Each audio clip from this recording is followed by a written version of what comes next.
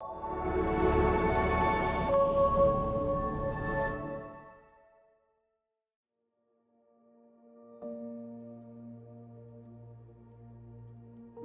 generations, the people of Waterhen Lake First Nation in northern Saskatchewan lived in deep connection with the land, hunting, fishing, and trapping throughout the Cold Lake and Primrose Lake region.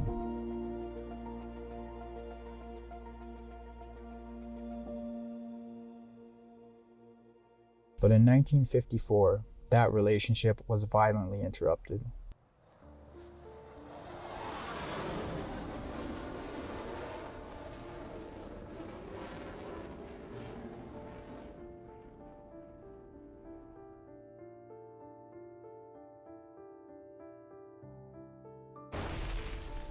Without consultation or consent, the Canadian government established the Cold Lake Air Weapons Range, turning over 11,000 square kilometers of sacred and unsurrendered territory into a military bombing zone.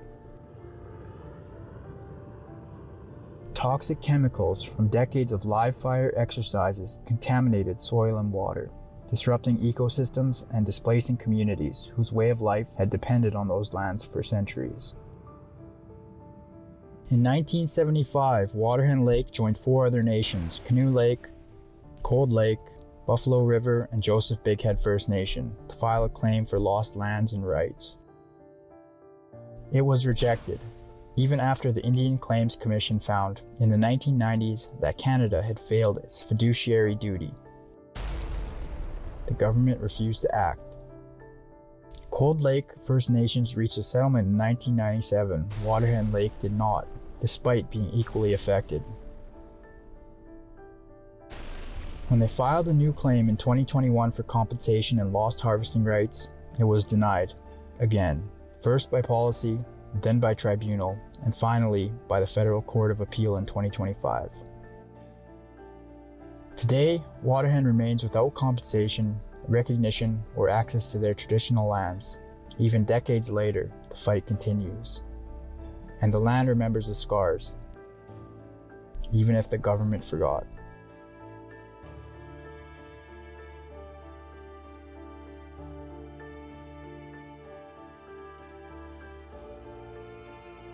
My name's Shirley Lazaruk. I was born on the Waterhen Lake First Nation.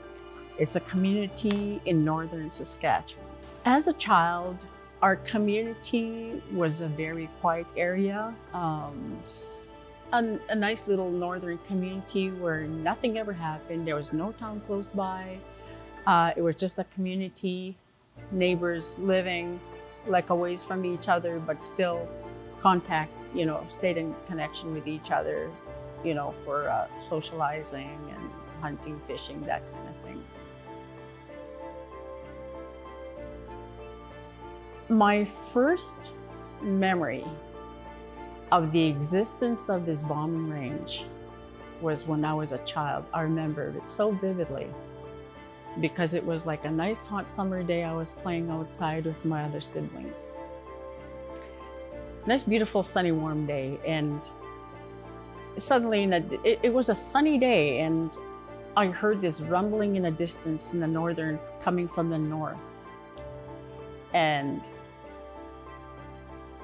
suddenly I felt like the earth shake a bit.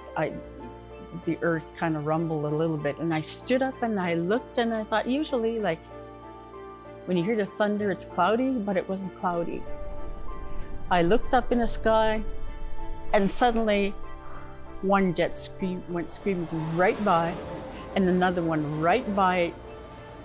Right after that one, they just were so loud and they flew so low, it scared the living daylights out of me. I just started screaming and crying and running back into the house to my mother. That was my first recollection of that day. And that's when I asked my mom what that was. And then she told me it was bombs being dropped north of where we were. And in Cree, she said, "Paksigan here." That I had no idea what that was. And then I asked her, and she said, "These are what they use during the war when they bomb a place." That was real scary, real scary.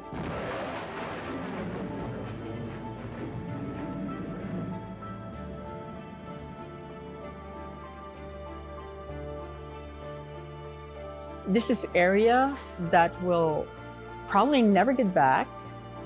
And even if we got it back, we'd probably never be able to use it because of the destruction of all the bombings and who knows what else is up there. Like, you know, access to that area of land, I'm pretty sure has been limited by the national defense. I don't think anybody's ever even really been allowed to go up there hunting and fishing and stuff because there's probably bombs that haven't even gone off. Who knows? You know, we don't know what's up there, right?